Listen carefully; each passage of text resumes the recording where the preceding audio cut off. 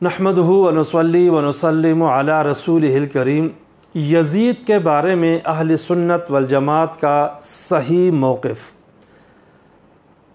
تین قسم کے گروہ ہیں یزید کے بارے میں۔ نمبر ایک، وہ گروہ جو یزید کو بالکل کافر کہتا ہے، اس پہ لعنت کرتا ہے اور دار اسلام سے خارج قرار دیتا ہے، یہ نظریہ بھی انتہائی غلط ہے۔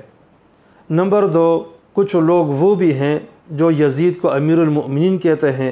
امیر یزید کے نام سے یاد کرتے ہیں، اس کے مناقب بیان کرتے ہیں اور اس کے لیے احادیث گھڑ کر اور وضع کر کے اس کے فضائل بیان کر رہے ہوتے ہیں اور اس کے کارناموں کو نمایاں کیا جاتا ہے، اور جو اس کی طرف سے زیادتیاں ہوئی ہیں اس کی تعویلیں کر رہے ہوتے ہیں۔ یہ جو لوگ ہیں یزید کی حمایت کرنے والے، ان کا نظریہ بھی بالکل غلط ہے اور یہ دونوں فریق افراط اور تفریط میں مبتلا ہیں۔ تیسرا مسلک جو کہ اعتدال کا ہے، اہل سنت والجماعت کا ہے، وہ یہ ہے کہ یزید نہ کافر و مرتد تھا، اس لیے کہ اس کا کفر پہ مرنا کوئی یقینی نہیں ہے، اور نہ ہی کوئی صالح اور نیک بندہ تھا کہ اس کی تعریفیں کی جائے۔ ہاں، حضرت معاویہ رضی اللہ تعالی عنہ کا بیٹا تھا اور حضرت معاویہ نے اس کو خلیفہ بنایا تھا، اس وقت اس کا فسق و فجور واضح نہیں ہوا تھا، لیکن بعد کے جو معاملات ہیں اہل سنت والجماعت کا مسلک یہ ہے کہ یہ درمیانہ ہے، نہ کافر ہے اور نہ ہی کوئی صالح جوان تھا، امیر المؤمنین تھا، بلکہ ایک عام حکمران تھا، اور فسق و فجور کا ذکر کچھ روایات میں ملتا ہے، اس سے اہل سنت والجماعت اس کو فاسق و فاجر کہتے ہیں۔ اور اگر باقی روایات بہت ساری باتیں کی جاتی ہیں، اگر وہ ثابت نہ بھی ہوں تو کم از کم یہ جو حضرت حسین رضی اللہ تعالی عنہ کی شہادت کا واقعہ ہے، اس کا ذمہ دار تو یزید ہے، اس معنی میں کہ یزید نے حکم دیا تھا یا نہیں دیا تھا یہ علیحدہ بحث ہے، لیکن یزید کی حکومت تھی، اس کے گورنر نے اور اس کے بندوں نے حضرت حسین رضی اللہ تعالی عنہ کو شہید کیا اور آپ کے خاندان کو شہید کیا۔ اب یزید کی ذمہ داری تھی کہ اس گورنر کو معزول کرتا اور جن لوگوں نے اس قتل کا ارتکاب کیا تھا اس کو سزا دیتا، لیکن اس نے کسی کو کوئی سزا نہیں دی ہے، لہٰذا اس کی حکومت میں یہ سب کچھ ہوا تو ذمہ دار وہی ہے، اور اس کے فسق و فجور میں کوئی شک و شبہ والی بات نہیں ہے۔ البتہ اس پہ لعنت بھیجنا اور بار بار اس کو جو ہے وہ لعن طعن کرنا، اس کی بھی ضرورت نہیں ہے، بلکہ سکوت اختیار کرنے کا حکم ہے۔ یزید کو کافر اس لیے نہیں کہا جا سکتا کہ ظاہر ہے کہ وہ کلمہ گو تو تھا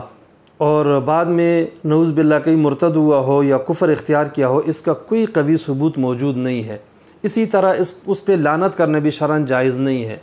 اس لیے کہ شرعی مسئلہ یہ ہے کہ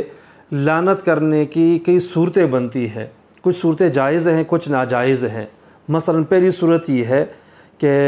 جو کفر پہ مر چکا ہے اس پہ لعنت کرنا جائز ہے، جیسے کہ ابو جہل ہے، فرعون ہے، حامان، قارون وغیرہ ہے، اس پہ لعنت کر سکتے ہیں۔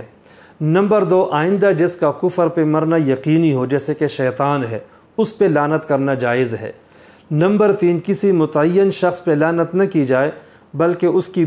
جو برے لوگ ہیں ان کی بری صفات ذکر کر کے لعنت کریں، جیسے لعنت اللہ علی الکافرین، لعنت اللہ علی الظالمین، ظالموں پہ لعنت ہو اور رشوت خوروں پہ لعنت ہو، سود خوروں پہ لعنت ہو، یوں کہا جائے تو اس میں متعین شخص پہ لعنت نہیں کی جا رہی ہوتی، بلکہ ایک صفت ذکر کر کے جو بری صفت ہوتی ہے اس پہ لعنت بھیج رہے ہوتے ہیں، تو یہ جائز ہے۔ چوتھی صورت یہ ہے کہ کسی متعین شخص پہ جو زندہ ہے اس پہ لعنت بھیجی جائے، تو شرعی لحاظ سے مسئلہ یہ ہے کہ کسی بھی زندہ شخص پہ لعنت نہیں بھیج سکتے، خواہ وہ کافر ہی کیوں نہ ہو، اور اس کی وجہ یہ ہے کہ لعنت کا معنی یہ ہے کہ اللہ تعالیٰ کی رحمت سے دور ہونا، اور اللہ کی رحمت سے دور ہونا یہ بھی ہے کہ اس بندے کو اسلام کی توفیق نصیب نہ ہو، کیونکہ اللہ تعالیٰ کے سب سے بڑی نعمت تو اسلام اور ایمان ہے۔ تو کافر پہ لعنت بھیجیں کہ فلاں پہ جو زندہ ہے اس پہ لعنت ہو، اس کا مطلب یہ ہے کہ اللہ تعالیٰ کے دین سے وہ دور ہو جائے، اس کو ایمان کی توفیق نہ ہو، ظاہر ہے کہ یہ بری بات ہے۔ اب یہ چند صورتیں ہیں، ظاہر ہے کہ پہلی تین صورتیں تو یہاں متحقق ہیں نہیں، لہٰذا یزید کا نام لے کر جب ہم لعنت بھیجیں گے، بے شک وہ فوت ہو گیا ہے، لیکن اس کا جو ہے وہ کفر پہ مرنا کوئی یقینی نہیں ہے، بلکہ وہم والی بات پائی جاتی ہے جو لوگوں نے اپنی طرف سے بنائی ہوئی ہے، لہذا اس پہ لعنت کرنا شرعاً ٹھیک نہیں ہے۔